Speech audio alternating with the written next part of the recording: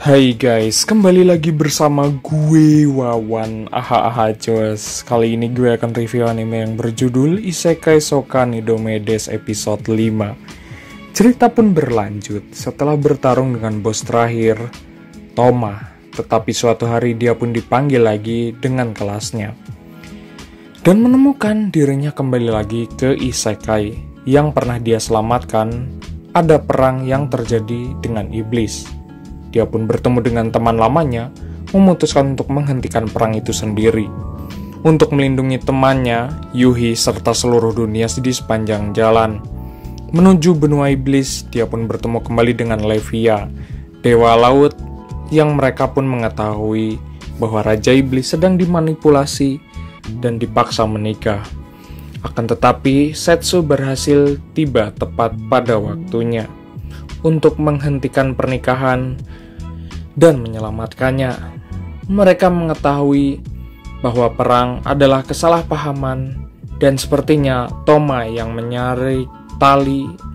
Jadi dia dan Levia bersiap untuk pergi ke benua iblis untuk mendapatkan dukungan dari Raja Binatang dan kilas balik sebagai Setsu seorang anak di dunia nyata, di mana dia diperkenalkan dengan Yuhi dan dia pun bertindak dingin terhadapnya awalnya.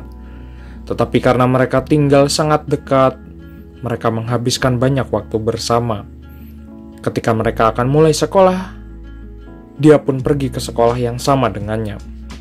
Tetapi dia mengatakan bahwa mungkin terlalu sulit baginya untuk mempertimbangkannya. Meskipun dia melakukan yang terbaik, tetapi pada akhirnya itu tidak cukup dan nilainya terlalu rendah. Saat dia berjalan pulang, dia pun didekati oleh beberapa pria yang mencoba meyakinkannya untuk bergaul dengan mereka. Tapi Setsu muncul tepat pada waktunya. Orang-orang pergi dan Setsu bertanya apa yang dia rencanakan. Dia pun mengungkapkan bahwa dia hanya ingin tetap bersamanya. Jadi dia pun setuju membantunya belajar. Melihat betapa bertekadnya dia, sementara itu, di kerajaan manusia, para siswa belajar sihir menembak bola api di beberapa target. Tapi tiba-tiba, ada api besar saat salah satu target dihancurkan, dan Yuhi terungkap memiliki bakat khusus. Maka dari itu, LK memuji mereka atas peningkatan mereka. Setelah sesi itu, Yui mengikuti LK, meminta pelatihan tambahan yang ingin melakukan apapun agar dia bisa menemani Setsu.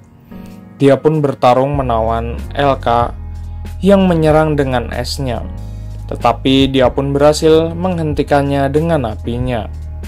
Mereka terus bertukar pukulan dan beradu mekanik dengan LK, sampai akhirnya mengakui kekuatannya, meskipun dia memberitahu Yuhi ada satu hal yang dia kurang. Jika dia ingin bersama Setsu, LK membawanya ke selokan. Dia pun menjelaskan bahwa itu dipenuhi oleh monster kopet, yaitu monster buaya raksasa yang muncul. Yuhi pun ketakutan. LK menyuruhnya untuk melawannya, mengatakan dia harus cukup kuat, sehingga Yui menyerang dengan sihir apinya dan memanggang buaya tersebut sampai dia pikir dia kalahkan. Tapi monster itu bangkit kembali dan menerjangnya hingga 3 leprak dan mubui. Dia pun mencakarnya, tapi Yui meniupnya dengan mantra lain. Monster itu berhasil bertahan, tapi LK menyuruhnya untuk menghabisinya. Dia pun mengakui bahwa mereka sama dalam hal kekuatan sihir. Tapi yang kurang adalah dia tekad untuk bisa membunuh demi melindungi hal yang penting. Dia pun menggunakan matanya dan menghabisi monster itu, menunjukkan Yui siapa saja yang harus dilakukan. Di keesokan harinya, Yui pun datang oleh Thea yang menyembuhkan luka kita. Dia mengatakan kalau LK kasar padanya. Karena dia melihatnya sebagai orang yang setara, dia pun bertanya-tanya mengapa dia ingin bersama Setsu. Dengan sangat buruk mengatakan kalau akan berbahaya di sekitarnya. Tapi Yui menjelaskan bagaimana Setsu telah membantunya sepanjang hidupnya. sehingga dia ingin menjadi dapat membantunya kembali. Dia mengobrol dengan Glenn. Setelah itu dia mengatakan kepadanya bahwa ragu-ragu untuk berbohong. Dia pun bertanya bagaimana dia menemukan tekad, dan dia mengatakan bahwa dia memilih mengambil nyawa daripada melihat orang-orang di sekitarnya menderita, dan memberitahu dia harus menemukan jawabannya sendiri, tetapi dia tampaknya memiliki ide. Segera setelah sihir Yui semakin meningkat, saat dia benar-benar menghancurkan targetnya, meninggalkan kawah besar, dia kembali lagi ke selokan dengan Elka yang bertanya apakah dia telah menemukan tekadnya. Monster aligator lain muncul dan tahu dia meluncurkan fireball api untuk memanggangnya sepenuhnya. Elka terkesan dengan mantranya, tetapi Yui mencatat bahwa monster itu masih hidup, mengungkapkan bahwa tekadnya untuk tidak pernah mengambil nyawa, tapi juga tidak pernah kehilangan.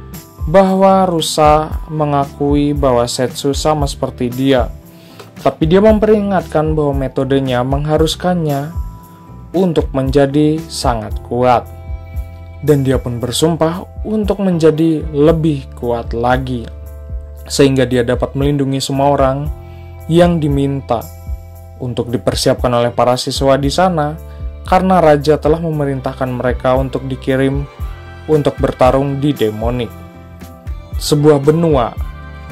Kemudian para siswa gugup untuk bertarung, tetapi Yui berpikir untuk mengejar Setsu. Sementara itu, dia pun melihat kereta sebagai Setsu dan Levi menuju ke benua Beastman. Setsu berpikir dia terlalu santai, tetapi Levi mengatakan tidak ada yang bisa dilakukan sampai mereka tiba. Setsu bertanya-tanya apakah mereka hanya bisa menggunakan sihir untuk bepergian. Tetapi Levi mengatakan kepadanya bahwa sihir transfer membutuhkan waktu bertahun-tahun untuk dipersiapkan, serta kekuatan sihir yang sangat besar sehingga tidak ada jalan lain untuk bepergian. Mengenalinya, memanggilnya Elise, dan dia pun mengenalinya satuannya Setsu, memperkenalkannya pada Levia. Dia pun mengaku sebagai murid nomor 1, meskipun dia mengatakan dia tidak ingat menerimanya. Tetapi Elise mengatakan bahwa dialah yang mengajarinya cara bertarung. Dia memperkenalkan temannya Amela yang mengaku sebagai adik perempuannya, tetapi Elise mengatakan hanya tinggal bersama untuk sementara waktu. Dia pun bertanya mengapa dia tiba-tiba menghilang 5 tahun lalu. Dan Setsu memberitahunya tentang semua yang terjadi.